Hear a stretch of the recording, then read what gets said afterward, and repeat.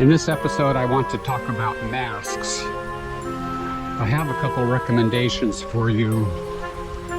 I will also talk about when I wear them and when I don't, and why, and what variables I consider to make this decision. I also want to talk about risk assessment in general, some basic principles.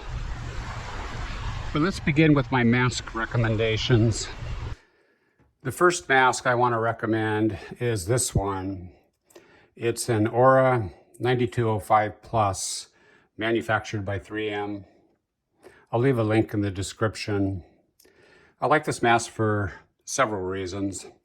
The first is it's certified by NIOSH.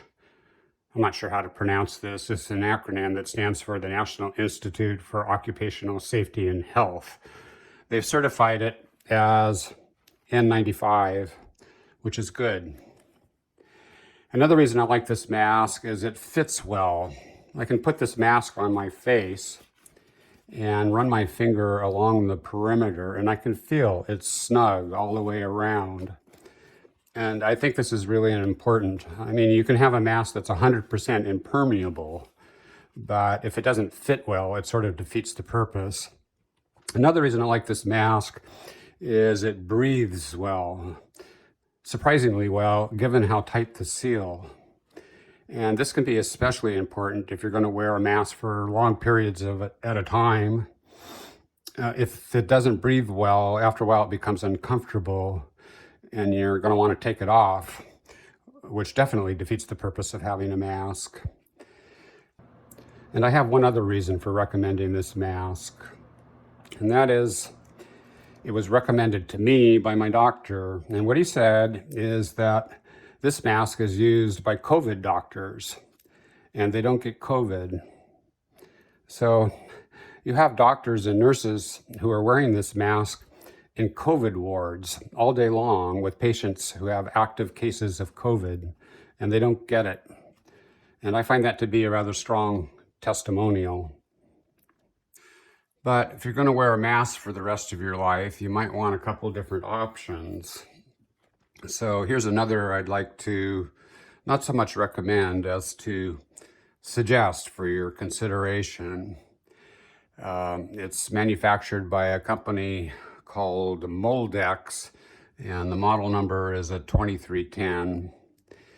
And what first drew me to the mask is it has an N99 NIOSH rating.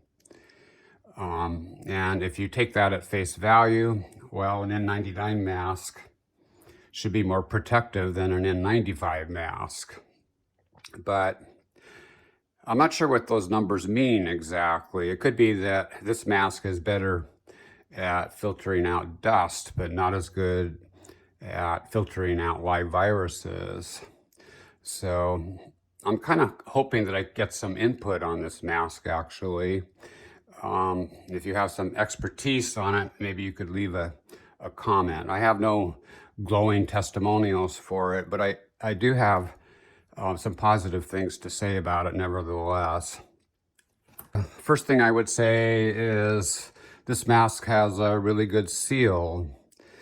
Just like with the 3M mask, when you put it on your face, you can trace the perimeter with your finger and it's snug all the way around. The next thing I would say is it breathes really well, better than the 3M mask. And I'm looking at taking a trip in the fall where I would be flying overseas, and I might have to wear a mask for 10 or 12 hours straight. And I'm not sure I could do that with a 3M mask, whereas I think I could with this mask. It has this little respirator-like thing on the front, and it really makes breathing easy. Masks that look like this can be problematic in certain settings, and the issue is this respirator-looking thing here. A few months ago, I went to a hospital and I was stopped at the door because I was wearing this mask. And the concern is that many of these masks have a valve. So when you're breathing in, the valve is shut and you're protected. but when you exhale, the valve opens. And if you have COVID, you could spread it to someone else. But this mask, as far as I can tell, has no valve. There's just this little membrane here. I'm not sure what it's made of. But it doesn't move. And as far as I can tell, air going in, it behaves exactly the same as air going out. Another thing I like about the mask is it has this plastic webbing around the outside. The mask is really sturdy. These staples are embedded tight. The straps don't work themselves loose and they don't break. And because it has this plastic webbing, the mask maintains its form. I think most N95 masks are designed to be used in a medical setting. So the idea is you put the mask on at the beginning of your shift, and at the end of your shift, hours later, you throw the mask away. This is a model that doesn't work very well for me. More typically for me, I go to Starbucks, and before I enter, I put the mask on. I order some espresso to go. 5 to 10 minutes later, I leave, and then I take the mask off. And I'm never quite sure what to do with the mask. To throw it away seems kind of like a waste. And because this mask is sturdy and rigid, I'm more inclined to keep it. I have to say, I don't know what it was designed for, but I guess I don't really care what it was designed for. What I care about is whether or not it works. I should say that I have no affiliation with either Moldex or 3M. It's not like they're my sponsors. It may be that there are other masks out there that work just as well. There may be a mask out there that works better for you because it fits your face better. I also want to say that I make no guarantees. There's no mask manufacturer or doctor anywhere in the world that's going to guarantee a mask against you getting COVID or anything else for that matter. These are just the masks that I use. You might want to check them out, but do your own research. A few words about when I wear a mask and when I don't. In the last couple of years, I can probably count on one hand the number of times I've entered a public indoor space without a mask. In each instance, the number of reported cases were extremely low, or even zero.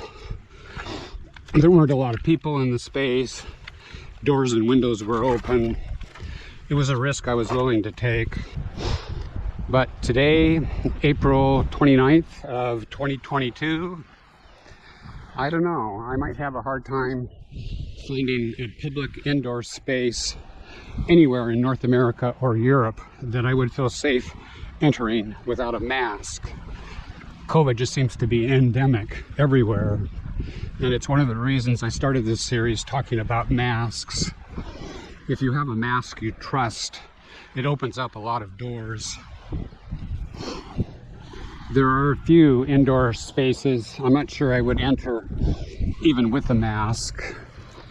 So for example, I'm not sure I would board a 10-hour international flight with 200 people, none of whom are wearing a mask. Airplanes are supposed to have good air filtration systems, but I think the jury is still out on this. I don't see myself attending a major sporting event with tens of thousands of people tightly packed like sardines, all yelling and screaming. Nobody's wearing a mask. As a general rule, I feel safer outdoors than in. So for example, I walk these trails most every day and I don't wear a mask. The reasons I think should be pretty self-evident. I can walk this trail for an hour and maybe encounter a handful of people. Occasionally I do run across a larger group.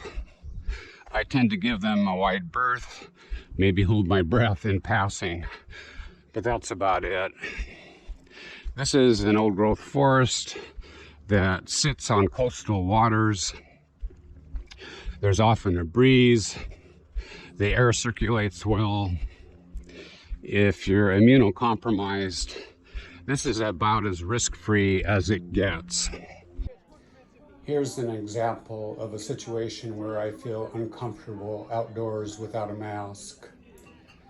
Walking through this market triggers my spidey sense of risk. There are a lot of people here and virtually nobody's wearing a mask. Even though it's outdoors, there are tents and walls that restrict airflow. There are spots that are so congested it's hard to find a path through. Another factor I consider is how prevalent COVID is in the community. According to the county website, on this day, COVID cases were rated high. The positivity rate is over 10%. Moreover, there is good reason to believe that cases are being substantially undercounted. A lot of people test at home now, and the results of many of these tests aren't reported. If you're young and vaccinated, maybe you don't need to worry about it, but don't assume that just because everyone else is doing it, it's okay. And if you're old or immunocompromised, it's an entirely different risk assessment. In the weeks since I passed through this market, cases have increased by 50%. Hospitalization rates are starting to go up. I wouldn't be surprised if somebody caught COVID here. A few words about evaluating risk. I've done a fair amount of risk assessment professionally as part of my work. There are two variables to keep in mind. The first is, what is the probability of something happening? The second is, what are the consequences should something happen?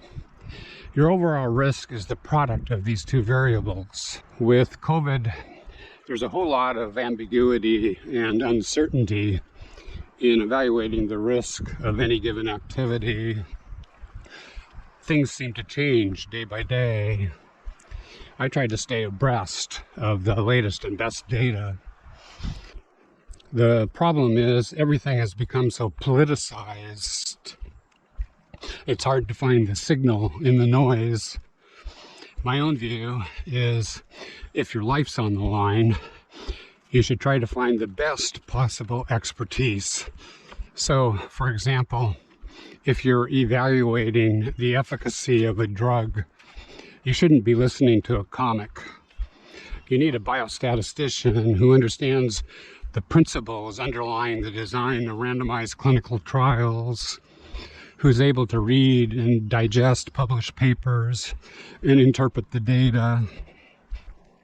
If you want to understand the spread of disease, you shouldn't be listening to an auto manufacturer. You want to find an epidemiologist, in this case with specific expertise in COVID. And if you have a question about your immune system, go see an immunologist. Immunology is incredibly complex.